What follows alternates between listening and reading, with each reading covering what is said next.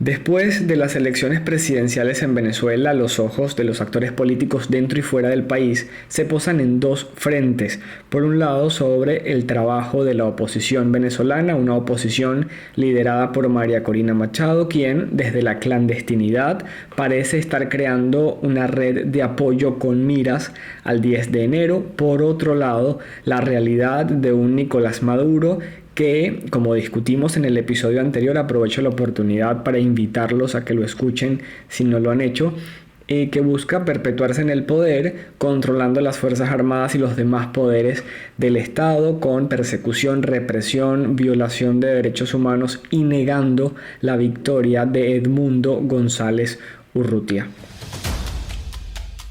Entendiendo que lo que se vive en Venezuela es un proceso político, intentaremos presentar un escenario sobre la mesa para alimentar el debate y para intentar entender lo que sucede en Venezuela, una crisis política que a veces parece no tener fin y que a veces parece estar llegando a su punto final.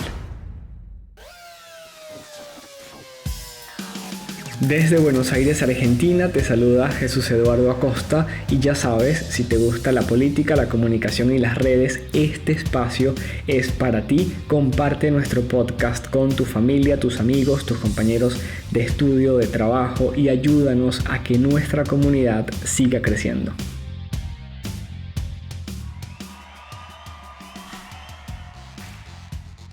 Este episodio 14 fácilmente podría ser la continuación o la segunda parte del episodio anterior. En el episodio anterior relatamos cómo se desarrollaron las elecciones presidenciales del 28 de julio en Venezuela, cómo Edmundo González y María Corina lograron, contra todo pronóstico, probar su triunfo con la obtención de más del 80% de las actas de escrutinio, con una votación histórica del 67% por encima de Maduro, un personaje que continúa con las intenciones de aferrarse al poder y parece estar perdiendo el apoyo de algunos aliados en la región, específicamente por los gobiernos de Gustavo Petro en Colombia y de Luis Ignacio Lula da Silva en Brasil. En este nuevo episodio vamos un poco más allá porque ya estamos en la cuenta regresiva para el 10 de enero, que les recuerdo es la fecha establecida en la Constitución de Venezuela en su artículo 231 para que el presidente electo en las últimas elecciones tome posesión del cargo para el nuevo periodo presidencial. Esta norma jurídica, esta norma constitucional pone toda la atención de un país en una fecha.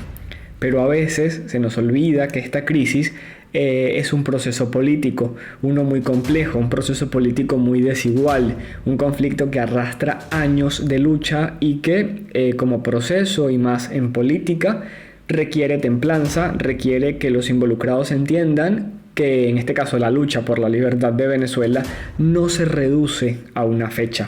Es decir, no porque Maduro se juramente como presidente el 10 de enero, Edmundo González Urrutia deja de ser el ganador de las elecciones del 28 de julio, o quiere decir que todo un país se someterá a su régimen de facto, o que los verdaderos líderes de la oposición, como María Corina Machado, abandonarán la lucha por la verdad. Hay que entender que como proceso político, afectado por múltiples factores, cualquier escenario puede producirse y la única certeza que debemos tener o que debe existir es que hay personas trabajando para que un escenario u otro se concrete en la realidad. En esta misma línea y para entender por qué no podemos reducir este conflicto a una fecha en particular, al 10 de enero, quiero invitarlos a mirar al pasado y a recordar cómo la atención de los venezolanos, de los medios de comunicación, en aquel momento giraba en torno a si se iban a realizar las primarias o no, en si iba a haber unidad en la oposición o no, luego en si se iba a permitir la inscripción de María Corina Machado como candidata presidencial después de que ganó esas primarias. En su momento también los venezolanos se preguntaban si el Tribunal Supremo de Justicia, controlado por Maduro, iba a inhabilitar la tarjeta de la Mesa de la Unidad Democrática en el tarjetón electoral, o si los testigos iban a poder obtener copia de las actas de escrutinio. Es decir, todo lo que la oposición venezolana ha logrado y la esperanza que ha surgido de allí no puede someterse a una fecha. En aquel momento no existía la posibilidad de que se inscribiera un candidato distinto a María Corina Machado y ocurrió. Los venezolanos terminaron votando por Edmundo González Urrutia, y es por esta razón por la que yo prefiero centrar el análisis en las pretensiones de cada uno de los actores, es decir, en precisar qué buscan los grandes antagónicos de este conflicto.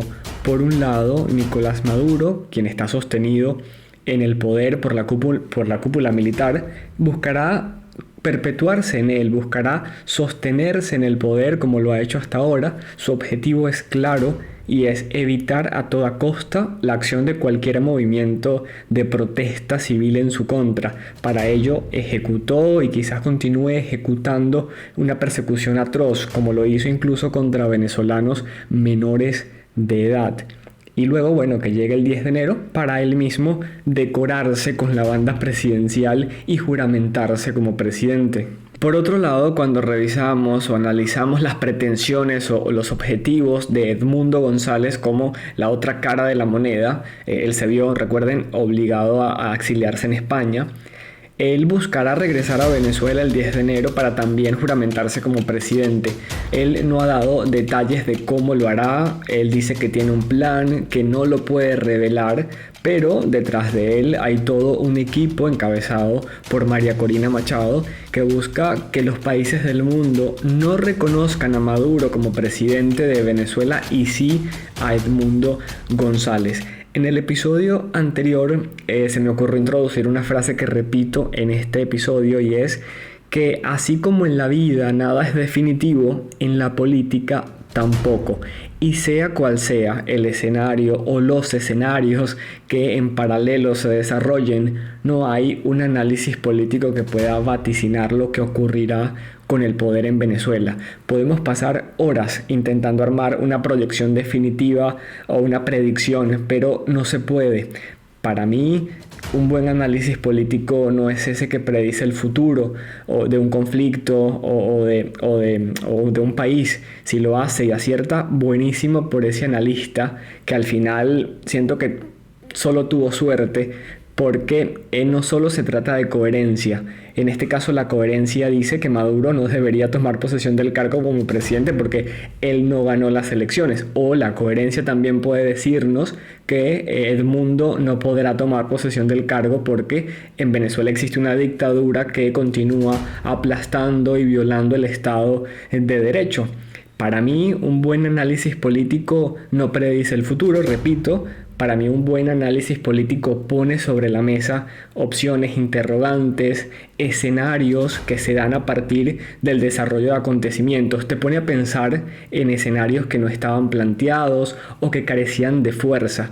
Permite a todo aquel que escucha o que se aproxime a ese análisis pensar, por ejemplo, no sabía que esto podía ocurrir, o lo tendré en cuenta porque tiene sentido y no lo había pensado antes. Para en política, Maduro se aprovechará del poder que aún detenta para juramentarse como presidente. Para en política, él no ganó las elecciones, pero controla el poder, las armas. Él se autoproclamará como presidente y ejercerá el cargo hasta que una fuerza que desafíe y supere a la suya se oponga a sus planes. No sabemos si esa fuerza va a actuar o cuándo va a actuar o quién o cómo la van a representar, pero sí sabemos que Edmundo González Urrutia, María Corina Machado, el 67% de los electores que lo votaron, los países aliados y el polémico movimiento Ya Casi Venezuela afirman estar trabajando para oponerse a los planes de Maduro, que a partir del 10 de enero, si se autoproclama presidente y se decora con la banda presidencial, estará más aislado que nunca. Ahora bien, Se preguntarán si este escenario es parecido al que se produjo con la presidencia interina de Juan Guaidó en 2019, cuando decenas de países lo reconocieron como presidente encargado y se ejecutó una insuficiente presión internacional o diplomática sobre el régimen de Maduro. Yo me atrevo a responder que no es un escenario parecido, porque así como en la política nada es definitivo, en la política las cosas no suceden igual dos veces. En el 2019, Guaidó fue reconocido como presidente encargado de Venezuela a partir de una interpretación constitucional que en el ejercicio del cargo de presidente del Poder Legislativo, él debía asumir la presidencia de la República de forma interina, entendiendo que Maduro no ganó las elecciones presidenciales del año anterior, que hizo fraude y que controló el sistema electoral, ya que no había un presidente legítimamente electo. Esa estrategia obviamente fracasó. Maduro continuó detentando el poder. Pero en el caso de Edmundo González Urrutia, si los gobiernos del mundo deciden reconocerlo como presidente, como ya adelantaron países como Estados Unidos, Ecuador, Italia, estarían reconociendo a un actor político que cuenta con algo con lo que no contaba Juan Guaidó, y es con legitimidad de origen, una legitimidad que le otorgó el 67% de los venezolanos que votaron en las elecciones del 28 de julio. No solo eso, y es que este actor político cuenta con un equipo que logró probar su triunfo. Lamentablemente, por las amenazas y por todo lo que ocurrió luego, él tuvo que exiliarse en otro país. No hay dudas de que las condiciones son otras. Es muy distinto lo que ocurrió con Juan Guaidó. Y las condiciones son tan distintas a las del 2019 que los gobiernos de Gustavo Petro en Colombia y de Luis Ignacio Lula da Silva en Brasil, quienes habían sido aliados de Nicolás Maduro, ya expresaron sus dudas sobre el resultado electoral, exigen la publicación de las actas de escrutinio y aún no precisan si lo reconocerán cuando éste pretenda juramentarse como presidente. Tras hacer este recorrido debemos tener claro algo, y es que nadie sabe lo que pasará con el poder en Venezuela. Podemos especular, podemos jugar o armar escenarios a partir de las pretensiones de los actores políticos, pero al final nadie tiene certeza de lo que va a ocurrir.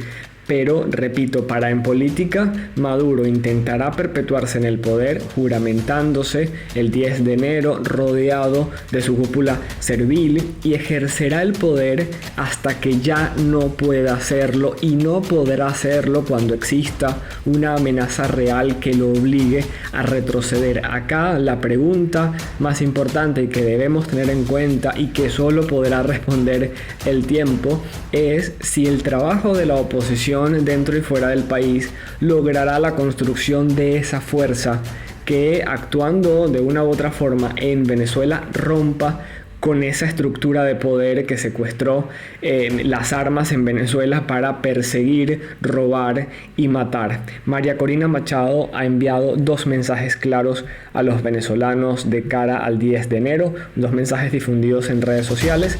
En el primero les pide a los venezolanos que se preparen para exigir con la máxima fuerza lo que corresponde. Esto da la idea de que se convocarán a manifestaciones civiles o a protestas civiles. Y en el último mensaje, difundido también en redes sociales, lo voy a citar textualmente, hay una consigna muy poderosa. María Corina Machado afirma que ha llegado el momento de que el miedo nos tenga miedo, y que ese momento es ahora. Esto refuerza la idea de que podría gestarse otro movimiento de protesta en Venezuela. María Corina Machado, ya lo sabemos, logró lo que muchos consideraban imposible. Ella logró demostrar ante los venezolanos y ante el mundo que Maduro no ganó las elecciones.